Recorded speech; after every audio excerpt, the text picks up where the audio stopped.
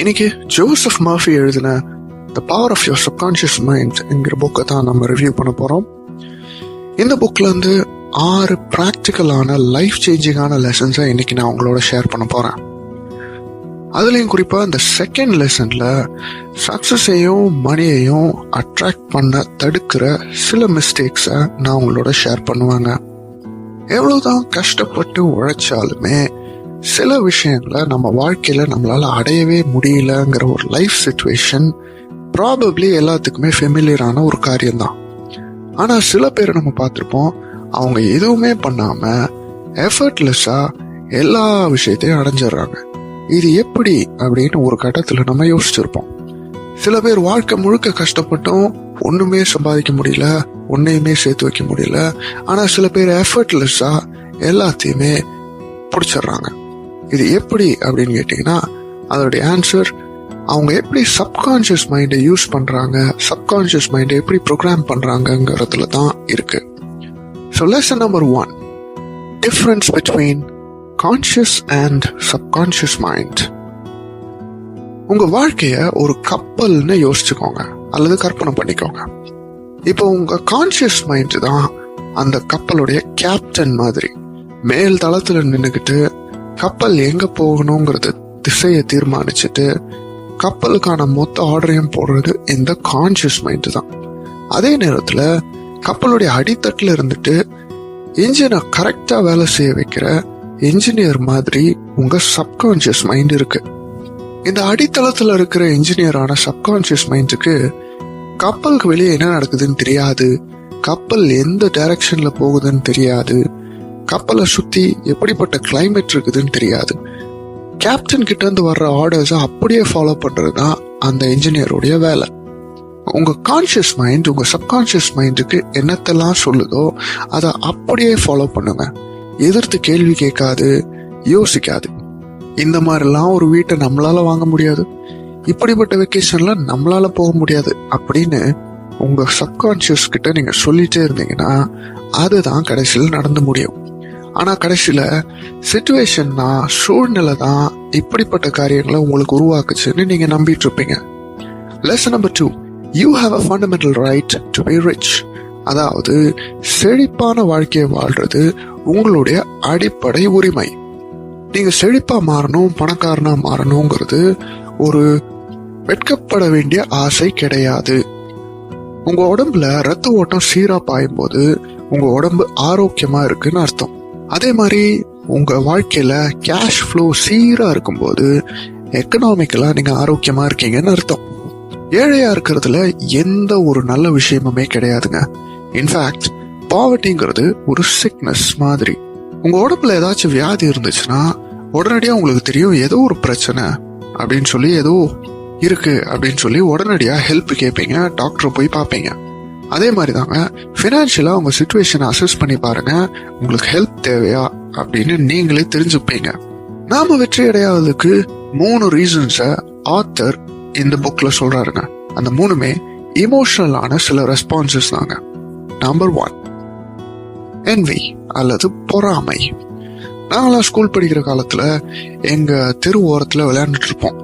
அப்போ எங்க நெய்பர்ஹுட்ல இருந்த ஒரு ரிச்சான காய் ஒரு எக்ஸ்பென்சிவான காரை ஓட்டிட்டு அடிக்கடி போவார்.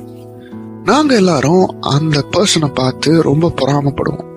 அது எப்படின்னா, இவர் மட்டும் எப்படி இவ்வளவு பெரிய காரை ஓட்டுறாரு, இவர் கண்டிப்பா ஏதாவது தப்பான காரியங்களை செய்யணும், அதனாலதான் இவர் பணக்காரரா இருக்காரு அப்படியெல்லாம் அவருடைய காதுக்கு பின்னாடி நாங்க பேசிட்டு இருப்போம்.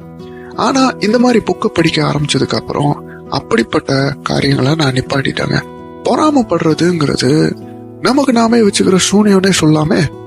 மற்றவங்களுடைய முன்னேற்றத்தை பார்த்து நம்ம பொறாமப்பட்டோம்னா நம்ம முன்னேற்றத்தையே நம்ம தடுக்கிறோம்னு அர்த்தங்க.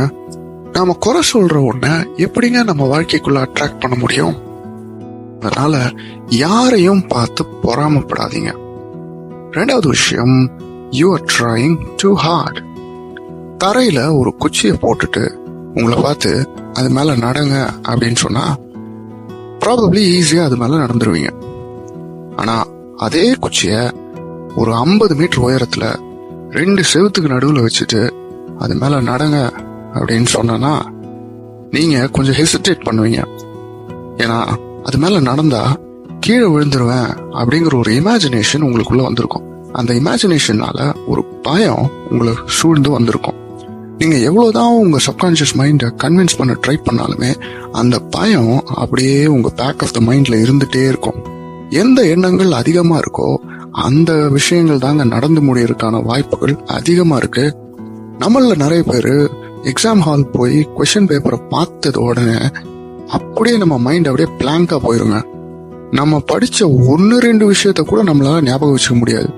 அந்த எக்ஸாம் பூரா மூளைய கசக்கி கசக்கி பார்த்தும் ஒண்ணுமே நம்ம மைண்டுக்கு ரீகால் ஆக மாட்டேங்குது. ஆனா எக்ஸாமை முடிச்சுட்டு எக்ஸாம் ஹாலை விட்டு ஒரு 2 நிமிஷம் வெளியே வந்ததுக்கு அப்புறம் பார்த்தா திடீர்னு அந்த கொஸ்டின் பேப்பர்ல இருக்கிற சில ஆன்சர்ஸ் நமக்கு தெரிஞ்சதுதான் அப்படிங்கிற ஒரு ஞாபகம் நமக்கு வருது.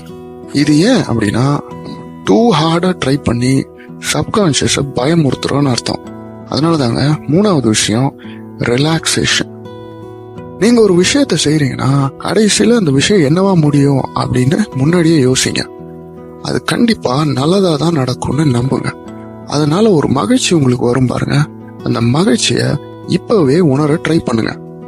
அப்படி நீங்க பண்ணீங்கன்னா எந்த ஒரு டென்ஷனுமே உங்களுக்கு இருக்காது. நீங்க ஏதாவது ஒரு பிரச்சனையை வச்சு ஒர்க் பண்ணிட்டு இருக்கும் போது அதற்கான சொல்யூஷன்ஸ் உங்க சப்கான்சியஸ் மைண்ட் ப்ரொடியூஸ் பண்ணணும்னு எதிர்பார்த்து வெயிட் பண்ணுங்க. உதாரணத்துக்கு உடம்பு சரியில்லைன்னா ஒரு டாக்டர்கிட்ட போயிட்டு உங்க பிரச்சனைய சொன்னீங்கன்னா அவர் அதுக்கான மாத்திரை மருந்து இதெல்லாம் எழுதி கொடுப்பாரு. நீங்க போய் பிரச்சனைய சொல்லிட்டு அதுக்கான சொல்யூஷனையும் சொன்னீங்கன்னா நீங்க டாக்டர்கிட்ட போயிருக்கவே அவசியம் இல்லையே. அதேதாங்க எந்த ஒரு விஷயத்தையுமே நம்ம ஒர்க் பண்ணும்போது 1000 தடைகள் வந்தாலுமே சப்கான்சியஸ் மைண்ட் அதற்கான பெஸ்ட் சொல்யூஷனை கண்டுபிடிக்க அலோவ் பண்ணுங்க.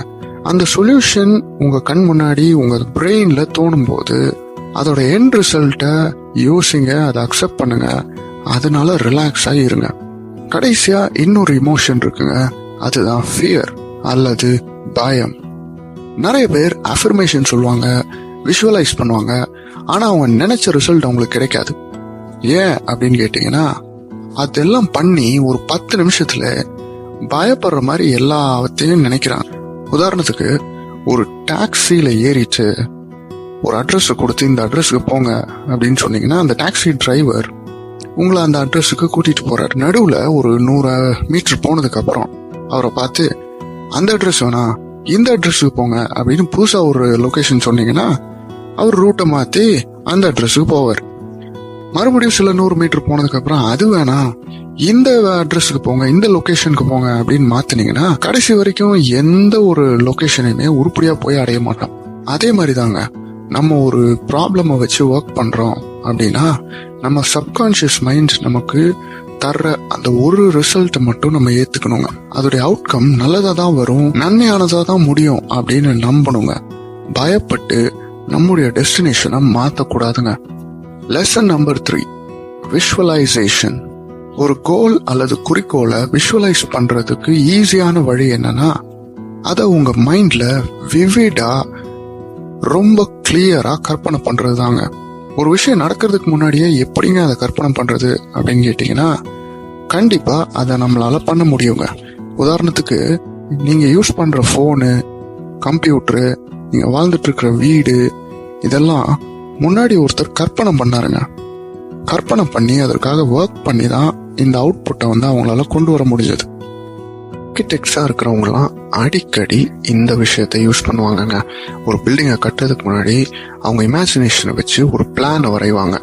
அதை வச்சு தான் மொத்த பில்டிங்கும் எப்படி வரும்னு தீர்மானிப்பாங்க.